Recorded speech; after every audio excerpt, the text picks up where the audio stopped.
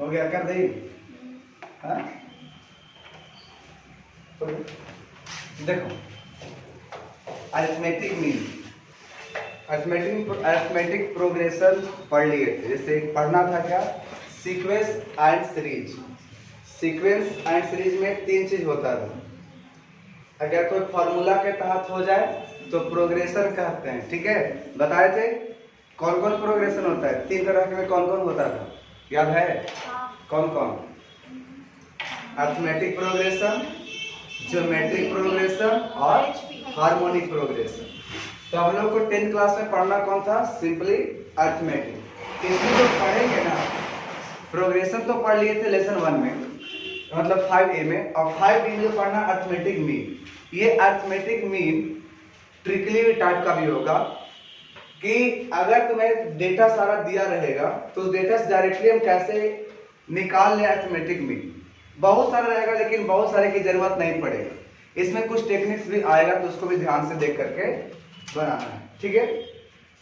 तो arithmetic mean पहले समझते होता क्या है। सपोज मीन का मतलब याद रखना, मीन का मतलब क्या होता है, जो एकदम बीच में होता है, ठीक है।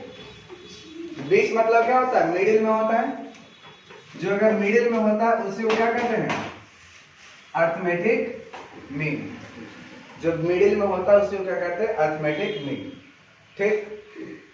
अब मान लो ABC तीन वो है नंबर, और ये तीनों नंबर अगर AP में है और AP अगर है तो बताओ हम लोग बनाने के लिए क्या कर सकते हैं कि इसमें से इसको घटाएंगे तो क्या मिलता, कॉमन डिफरेंस, और इसमें से इसको घटाए तो क्या मिलता, कॉमन डिफरेंस।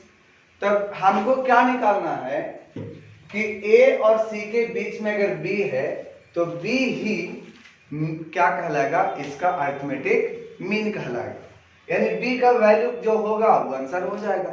अब ये होगा किसके बराबर, तो जैसे देखें कि इसको में इसको घटाओ तो D मिलेगा, और इसमें से इसको घटाएंगे तभी हमारा D मिलेगा। इसका मतलब दोनों बराबर होगा, और बराबर होगा तो क्या करो, इसको B निकालना, इसको इधर भेज देंगे तो A को इधर भेजना पड़ेगा, तो B और इधर आएगा तो प्लस B और होगा A प्लस C, और B और B कितना, 2B बराबर A प्लस C।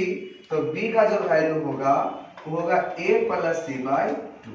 यानी डायरेक्टली ये सोच लो कि अगर तुम्हारे पास 2 और 6 नंबर है, इसके बीच का अगर अरिथमेटिक मीन चाहिए, दोनों के बीच में अरिथमेटिक मीन चाहिए, तो इतना सिर्फ करना कि दोनों को ऐड कर दो और बटा कितना कर दो, 2, ठीक है। यही क्या मिल जाएगा, अरिथमेटिक मीन। यानी बीच वाला निकालना था तो ये आउटी पॉटी जोड़ दिए, मतलब किनारे वाला जोड़ दो और बटा क्या कर दो, 2 से डिवाइड कर दो, आ जाएगा क्या तुम्हारा, अरिथमेटिक मीन, ठीक है।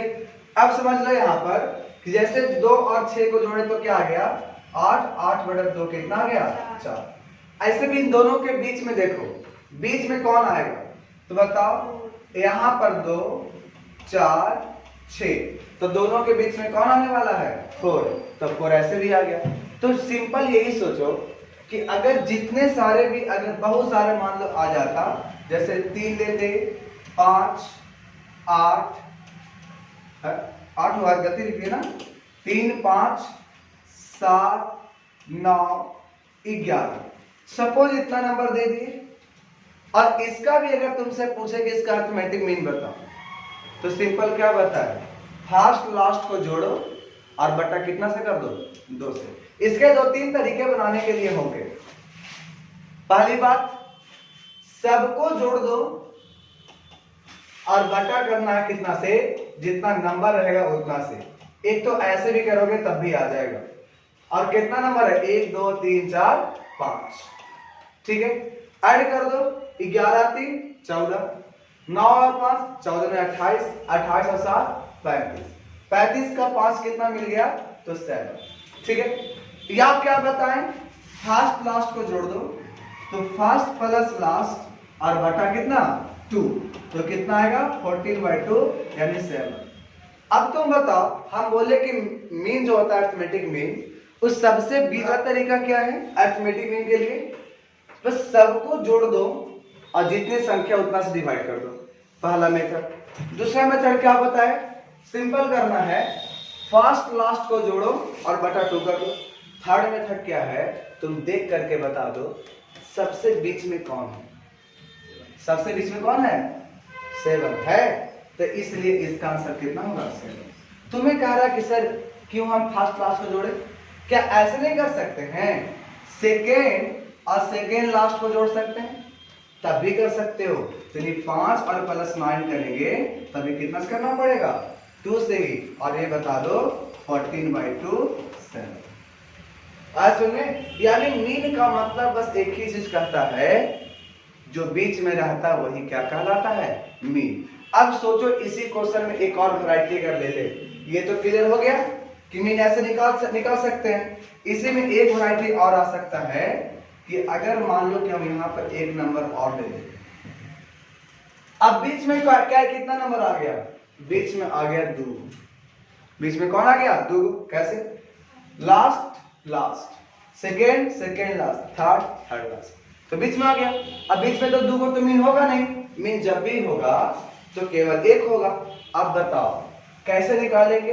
तो देखो सबसे बीच में जब 2 को दिखा नहीं है वाला, इसके भी बीच में देखो कौन आएगा, देख के आंसर बताओ। 6 आंसर आएगा, तो पता है इसका मीन कितना होगा? 6। चेक करना चाहते हो तो देखो, फर्स्ट लास्ट को जोड़ो और बटा 2 कर दो, कितना? 12/2 6। ये कब हुआ? जब 1 इधर ऐड कर दिए थे तो। क्या सर ऐसे करो, सेकेंड सेकेंड लास्ट, तो 3 और 9 12, 12/2, तभी कितना आ गया? अगर सबको जोड़ दो, अब कितना से डिवाइड करना पड़ेगा? 6 से। क्यों? क्योंकि टोटल नंबर अब कितना हो गया? 6। असल में तभी तुम्हारा अर्थमेटिक मीन कितना आ जाएगा? बीच वाला ही आएगा। बात समझ में आ गया? तो सिंपल सा ये तरीका होता है मीन, कि जो तुम्हें दिख जाता है ना बीच में, वही क्या कहलाता है? Arithmetic mean. बात समझ में आया? समझ में नहीं आया? चलो अब उसके बाद सोचो कि अब करना कैसे है। तो याद रखना कि A, B और C अगर AP में है तो डायरेक्टली कोई पूछेगा कि बताइए बीच वाला बताइएगा, तो इन दोनों को क्या कर देना? जोड़ करके 2 से डिवाइड। या तो ऐसे भी सोच सकते हो कि इन दोनों को ऐड करेंगे ना, वो हमेशा किसके बराबर होगा? तो मिडिल का ट्वाइस के बराबर होगा। कैसे? 2 से क्रॉस मल्टीप्लाई करेंगे और करेंगे तो ऐसा आ ही जाएगा। तो ये भी होगा। तो क्वेश्चन जब बनाओगे तो आपका क्वेश्चन डायरेक्टली बनना शुरू होगा। जैसे क्वेश्चन ले लेते हैं, क्वेश्चन यहां पर देखो क्या पूछा क्वेश्चन में। तो सबसे पहले कहा find the arithmetic mean. Find the arithmetic mean between का कौन नंबर है? 13 और 19। अगर इन दोनों के बीच में कहा कि अर्थमेटिक मीन बताओ, सिंपल क्या करोगे? दोनों को ऐड करोगे और बटा में 2 करोगे। अब बताओ ऐड करेंगे कितना आ जाएगा? बोलो 32 आ जाएगा। यानी जब 32/2 करेंगे तो कितना आ जाएगा? 16। और ऐसे भी देखो 13 और 19 के बीच में संख्या कितने का अंतर है? 6 का। 6 का आधा कर दो। क्यों? क्योंकि इधर में 13 है और वहां 19 है। बीच में अगर 6 है तो हमको तो बीच में जाना है, तो 3 ही आगे बढ़ेंगे ना। तो ऐसे भी 13 और 3 16, या तो 9 19 में से 3 घटा दो तब भी 16। इसी प्रकार से सोचो कि अगर a माइनस बी है और a प्लस बी था, दोनों को क्या कर देंगे? ऐड कर देंगे और बटा कितना से करना है? 2 से। और इस तरह से b से b कटा, a और a 2a और बटा 2, तो कितना आंसर? बात समझ में आ गया?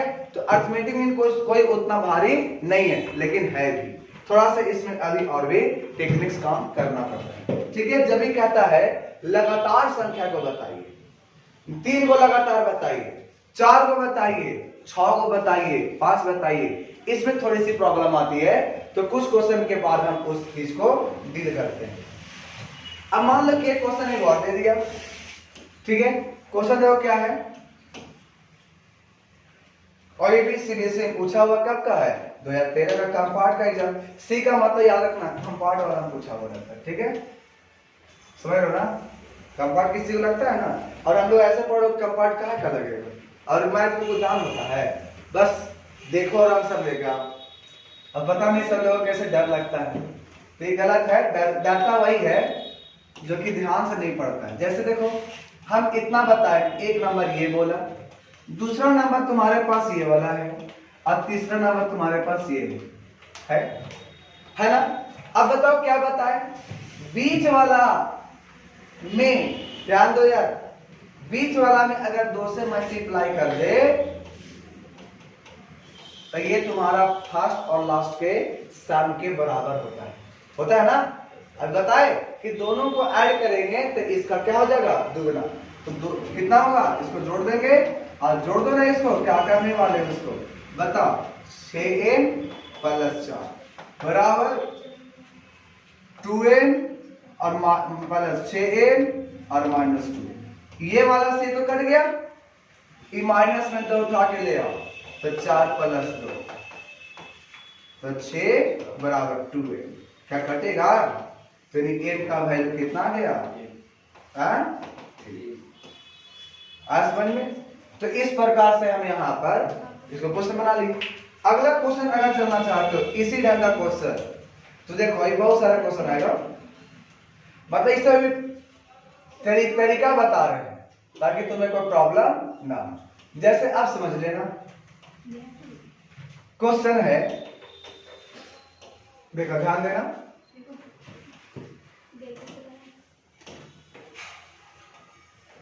कहता है सम ऑफ द 3 नंबर्स। अब देखो एक बात समझना, 3 को नंबर अगर एपी में तुम्हें लेना है लगातार, एपी में तो इसलिए लगातार ही हो, तो कभी भी ऐसे नहीं मानने लगना कि सर तो ऐसे भी तो एपी में टर्म कहलाता है, होता है कि नहीं। लेकिन जब भी अगर लगातार टर्म पूछता ना लगातार, तो ये वाला कभी नहीं मानना। तो मानना क्या, ध्यान दे, ये 3 टर्म पूछा, 3 ये ऑड है कि इवन, 3 ऑड है कि इवन, ऑड। तो बताओ ऑड में 1 होगा कि 2 होगा, 1, और 1 होगा तो डिफरेंस रखना कितने का, 1d का। कितने का डिफरेंस रखना, 1d का। और 3 नंबर निकालना है हमें, तो करना क्या कि बीच में तुम यहां पर a मान लेना, मान लिए, और इसके बाद अब क्या करना, बीच में हो गया a, तब क्या को नंबर चाहिए तुमको, 2 को, एक पहले वाला और एक बाद वाला। अंतर कितने का रखना है, d का। तो पहले वाला अगर करते हैं तो हमें d घट जाएगा, और बाद निकालना है तो d बढ़ जाएगा। आज समझ में। तो 3 अगर लगातार कहता है 3 कंसेक्यूटिव टर्म इन एपी, तो हमें ये मानना पड़ेगा। सोचो इसी प्रकार से, ध्यान दो कि अगर तुम्हें 4 टर्म पूछेगा, 4 टर्म, तो 4 बताओ इवन है कि ऑड है, इवन। तो पता है डिफरेंस कितने का रखना, 2d का। डिफरेंस कितने का रखना, 2d का। तो इवन ऑड था तो बीच में a से स्टार्ट किए, लेकिन इवन होगा ना तो स्टार्ट करना a + d से। तब पहले आवेंगे 2 घटा दो, 2d घटाओ, तो 1 में से अगर 2 घटाएंगे तो -1 बचेगा, यानी ये होगा a - 2 आ गया। जब 2 और घटा देंगे तो a - 3, और जब 2 ऐड कर देंगे तो a + 3। कोई दिक्कत। अब बात समझ में आया होगा तो ध्यान दो, यहां पर 3 निकालना था a से स्टार्ट किए, और जब 4 निकालना था तो d से स्टार्ट किए।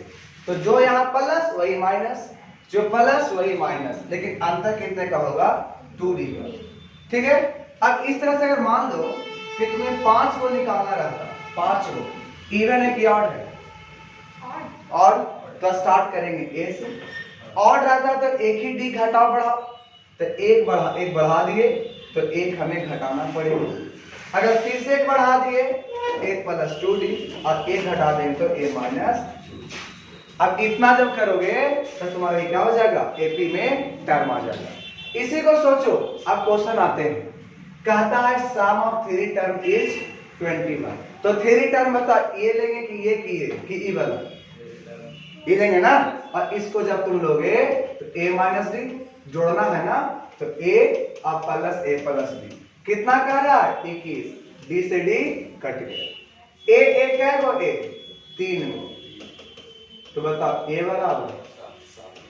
अब क्वेश्चन समझ लो, कहा तीनों को जब ऐड किए तो 21 आ गया, और जब प्रोडक्ट करते हैं तो 231, मतलब कि a माइनस डी a और a प्लस डी करते हैं तो 231। ठीक है, अब बताओ a minus b a plus b a square minus b square, और a का वैल्यू कितना है, इस साथ ये रहेगा ना, और बराबर में 221 कट जाएगा, 7 21, अब बचा 2 और 1 21 30। अब a का वैल्यू कितना 7, तो 7 का स्क्वायर कितना कर दे माइनस, अब सोचो इसी में 7 7 49, और इसको ले 33, अब बराबर डी स्क्वायर 16 आ गया डी स्क्वायर, तो डी बराबर कितना प्लस माइनस इसलिए कि अगर तुम प्लस लोगे तब भी कोई प्रभाव नहीं पड़ेगा, माइनस लोगे तभी इसमें नहीं पड़ेगा। ठीक है, क्योंकि जब रूट से स्क्वायर से रूट में जाता ना तो प्लस माइनस में बदल जाता है। अब मान लो तुम्हें एपी निकालना था कि कौन कौन होगा, तो मेरा एपी तो यही तो है a माइनस डी, तो जैसे कहेंगे a माइनस डी तो a आया था 7 और d का वैल्यू कितना 4, तो कितना मिलेगा 3, अगला था a यानी 7 और अगला a प्लस b, तो 7 प्लस 4 11। कोई दिक्कत आज समझ में, सब मेरे को तो आगे। अगर हम मान लो कि d का वैल्यू -4 लेते हो सपोज, तो a माइनस डी निकालते तो 7 और माइनस माइनस प्लस 11, a बराबर 7 और a प्लस डी होता तो 7 माइनस 4 बराबर 3। दोनों में कोई अंतर है, 3 7 4 3 7 4, इसलिए यहाँ पर कोई प्रभाव नहीं पड़ता है। आज समझे, तो ये था किसके लिए, जब 3 लगातार टर्म बोला था तब के लिए ये चीज हमारा दिया गया था। इसी को और आगे अगर बढ़े, आप तुम टेस्ट दे लो,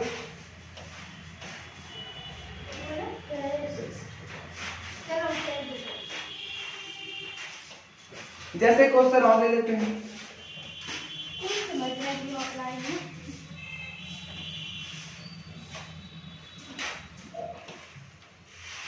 देखो कितने टर्म बोला लेने के लिए 4, तो स्टार्ट करेंगे कहां से, a minus 3d, a minus d, a plus D और a प्लस 3d, कितना था सबका साथ 20, 20 से d कट जाएगा तो कितना a 4a बराबर 20, तो a बराबर 5।